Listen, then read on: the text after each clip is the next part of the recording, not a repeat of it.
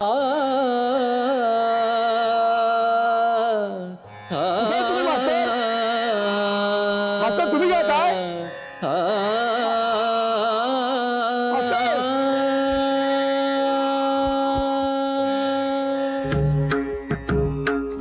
Apulia बळे नाही मी बोलत, Apulia बळे नाही मी बोलत, सखा कृपावंत वाचा त्याची, सखा कृपावंत वाचा त्याची, आपुलिया बळे नाही मी बोलत, आपुलिया बळे नाही मी बोलत। मास्तर कुठे आहे तुम्ही? सखा कृपा तुम्ही जाताय मास्तर?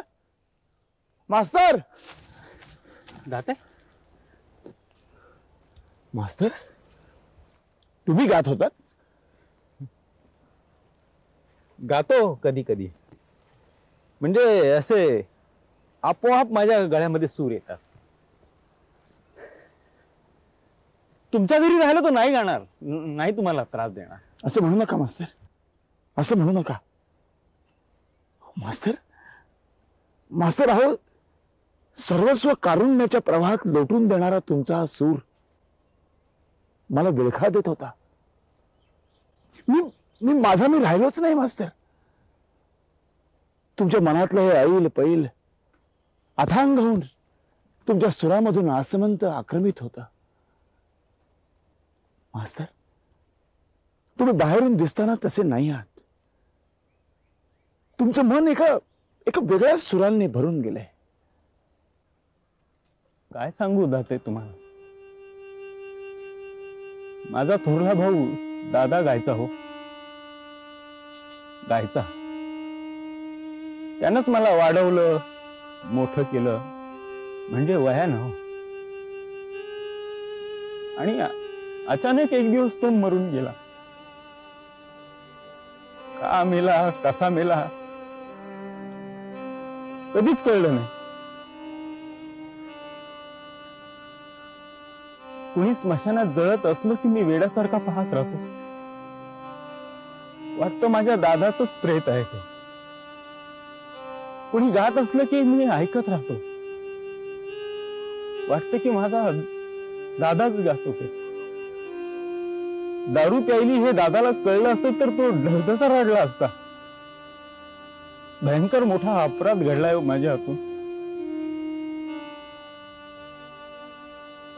कधी कधी दादाच माझ्या गळ्यातून गातो। दारूने पापी ठरलो असतो तर माझा दादा तुकारामाचे ते शब्द घेऊन माझ्या गळ्यात आला असता का? समजत नाही, नाही समजत। मास्तर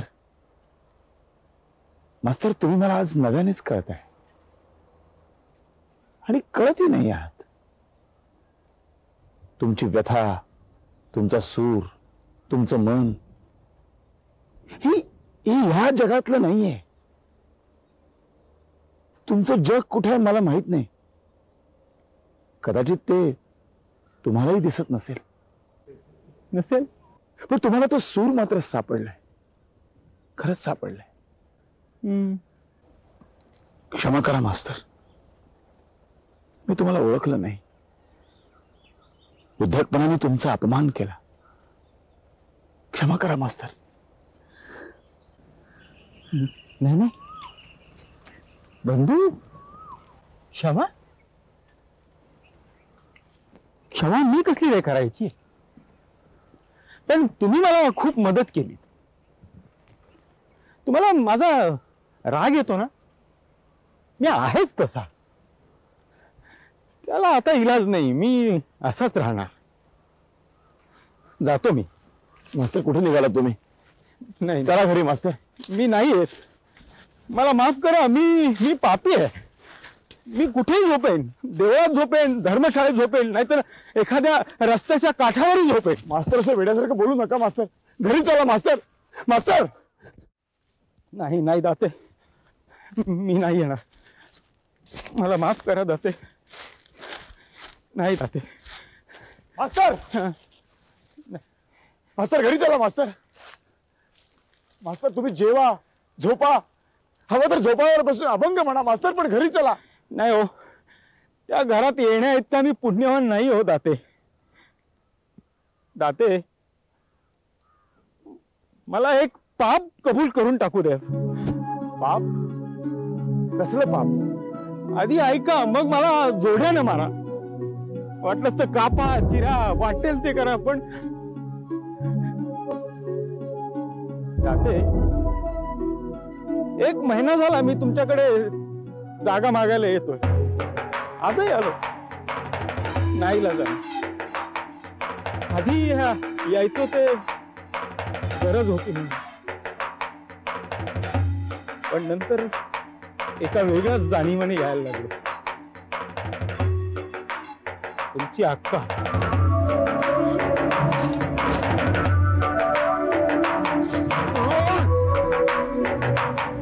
मग मला मारा जाते.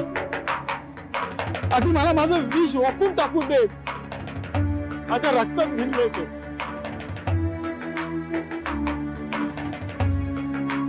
तुमची अक्का माझ्या नजरेत पडली.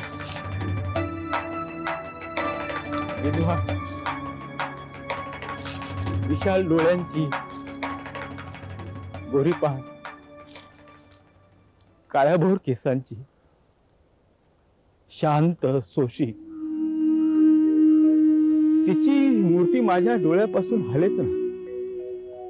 खरंच पाप होतं भयंकर, पण हे डोळे माझे राहिलेच नव्हते. मी तिचाच विचार करायचो. तुमच्या घरात यायचो, अक्काकडे बघून तृप्त व्हायचो. वाटायचं ही माझी होईल का? मी लग्नही करीन तिच्याशी. माझ्यासारख्या दुबळ्या माणसाला तीच तारू शकेल. खूप प्रेम केलं हो या खुळ्यानं. दाते, हे डोळे आहेत ना माझे, ते फोडून टाका. मास्तर मला तुमचा संताप येतो, पण दयाही येते, कीव येते मला तुमच्यासारख्या नगण्य माणसाची. जातो मी दाते, जातो. त्यांना सांगा त्यांना, ह्या पापी माणसाला तुम्ही बरोबर ओळखला. माझी लायकी नाही होत्या घरात राहण्याची. निघतो मी. थांबा मास्तर.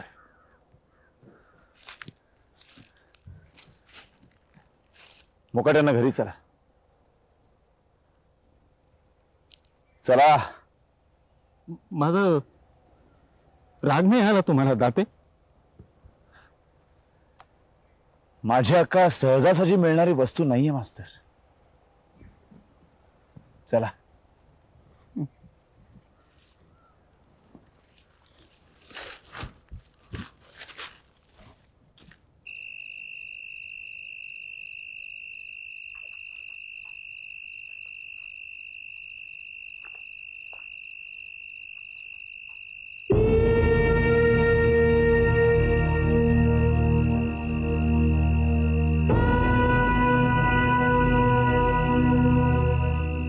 अक्का.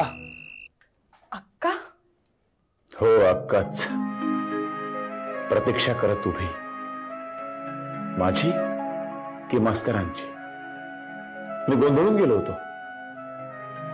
बाबुल, तंगडी मोडका कुत्रा, केविलवाणा, पण डंख भरले भुंगला.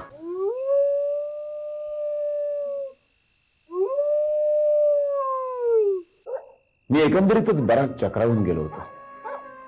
जीवनाचा आधी अंत काही कळत नव्हता. नातीगोती हा काय प्रकार आहे याचाही ठांग लागत नव्हता. वडील जन्मदाते म्हणून आणि सर्व दुराग्रहांचे प्रतिनिधी म्हणून वेगवेगळे उभे होते. आई का मेली हे अजूनही कोडच होतं. केवळ ह्या बाबतीमध्येच वडील काही उत्तर देत नव्हते. बाबुल कुत्राची तंगडी हळूहळू बरी होत होती.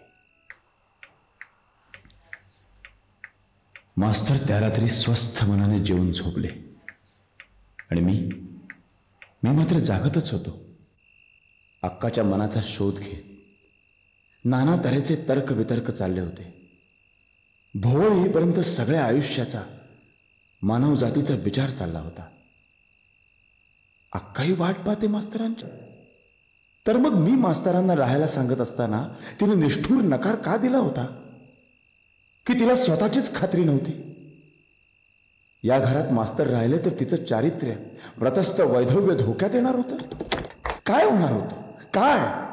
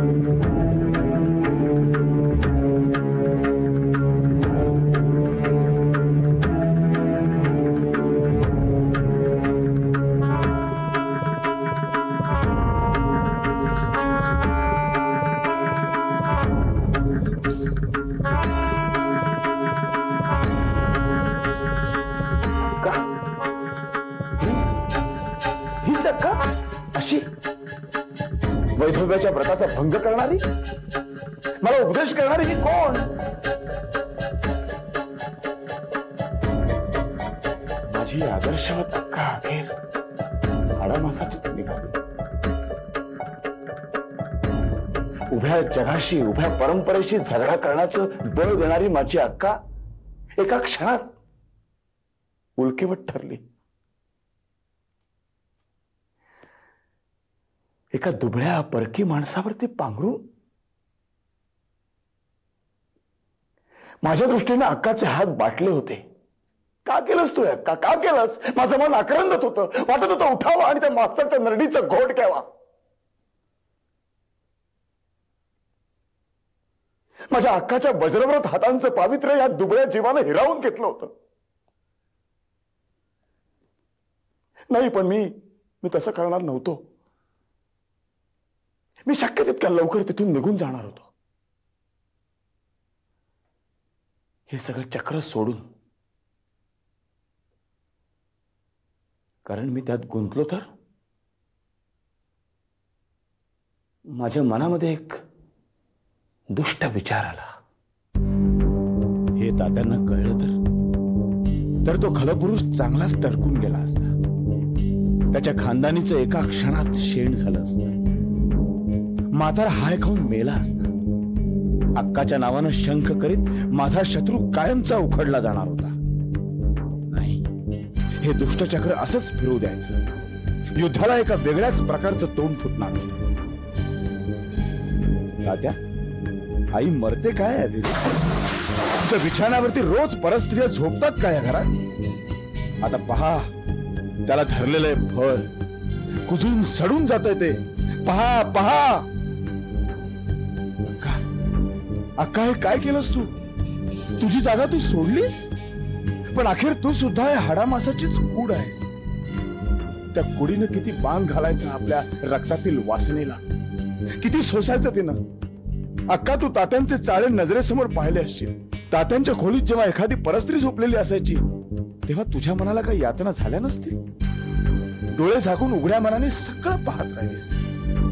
अशा घरात आजवर आपलं वैधव्य प्रतस्थ ठेवलंस. केवढं दिव्य. पण अक्का, भाळलीस तू मास्तरांवर, त्यांच्या गरीब स्वभावावर. असं वाटलं तुला की आपलं त्यांचं जमलं तर पुन्हा तुझं घरकुल स्वतंत्रपणे उभं राहील. बरोबर आहे तुझं. तू तरी किती दिवस राहणार या नरकवासातल्या काळात. पण मागे मी तुला हेच विचारलं होतं तेव्हा का भडकलीस? अक्का, मला समजत नाहीये तुझा स्वभाव काय आहे. अक्का, अक्का.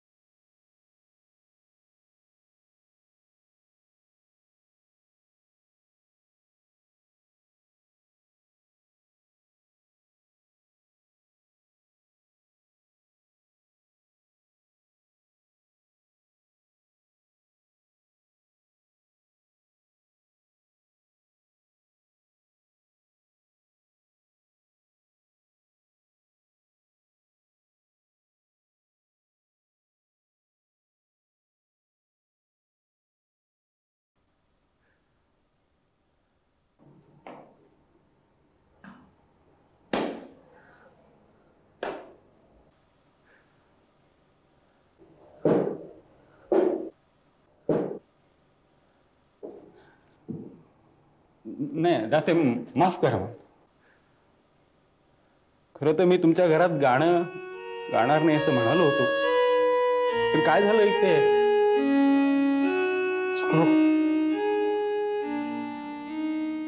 रात्री कधीतरी स्वप्न पडलं. माझा दादा माझ्या स्वप्नात आला.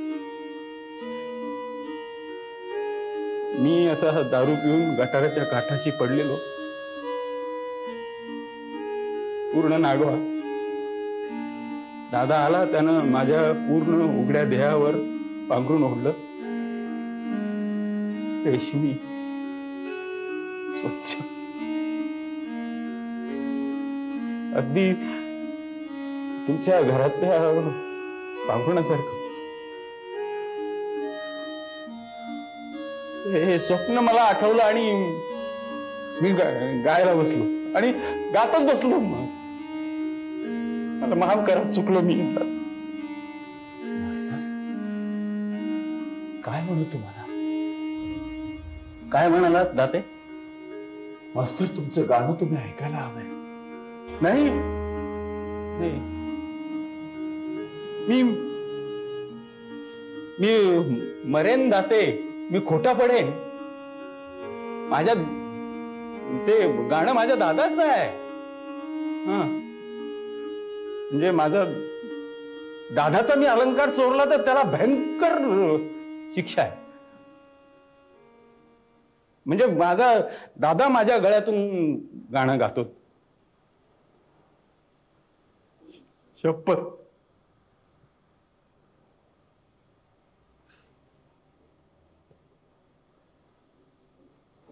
जातो दाते, शाळेला जायचं आहे, उशीर झाला. मास्तर, दुपारी या, जेवायला इथंच राहायचे तुम्हाला.